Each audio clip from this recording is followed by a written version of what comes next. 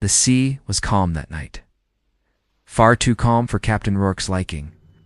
His ship, the Black Gull, cut through silver waters under a swollen moon. Sails stretched tight, as if straining against some unseen force. Rourke leaned on the rail, his coat whipping in the breeze, a gold coin dancing across his knuckles. "Storm's coming," he muttered, though the sky was clear. His crew, a ragtag mix of thieves, drunkards, and lost souls, trusted the captain's instincts more than they trusted the stars. From the crow's nest came a cry, "Ship ahoy, dead ahead." Through his spyglass, Rourke saw her a ghostly galleon, pale sails glowing like frost, gliding with no wind to carry her. The crew crossed themselves, some whispering curses. It was said the sable wraith hunted these waters, captained by a man who had bargained away his soul for eternal plunder. "Run her down," Rourke ordered with a grin that showed more madness than fear. "If it's cursed treasure they're guarding, it belongs in my hold." Cannons roared, wood splintered, and steel clashed as the two ships met under the moonlight. Amidst the chaos, Rourke faced the ghost captain himself, hollow-eyed wretch, bound by chains of silver flame. "Your soul for the gold," hissed the specter. Rourke only laughed, blade flashing. "My soul was never mine to give."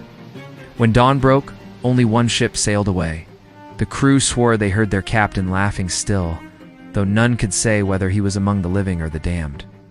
And from that day on, whenever a coin spun in the moonlight, sailors whispered Captain Rourke's name and prayed they never crossed paths with the Black Gull. The taverns of Port Royal still whisper about that night. They say the Black Gull limped into harbor, her sails in tatters, her crew pale and hollow-eyed. Not a man among them would speak of what had transpired, save for one trembling deckhand who muttered of chains that clinked in the darkened eyes that burned brighter than lanterns. He died before morning, face frozen in terror. As for Captain Rourke, no body was ever found. Some claim he walks the shore at midnight, boots leaving no print in the sand, searching for a coin he lost in the surf. Others swear they've seen the Black Gull out at sea, her black hull cutting through storms without falter, a ghost ship captained by laughter that carries on the wind. And sailors know when the moon is full and the sea turns silver, if you hear the sound of a coin spinning on wood, best not look over your shoulder, for that is Rourke's mark. And if you meet his gaze, hollow as the deep, you'll never see sunrise again. They say the Caribbean has 1,000 ghosts, but none chill the bone like the tale of Captain Rourke and the Black Gull. Long ago, Rourke was a man who laughed at death itself, plundered the king's ships, outwitted navies, and even stole treasure from rival pirates. But greed led him where no sane captain dared sail the silver shoals, waters said to belong to the drowned. There, on a night of calm seas and a swollen moon, he crossed paths with the sable wraith ship of shadows crewed by the damned.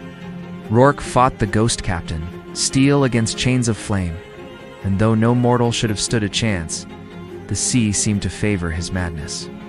When dawn came, the Black Gull drifted alone, her deck slick with salt and blood, but her captain was gone.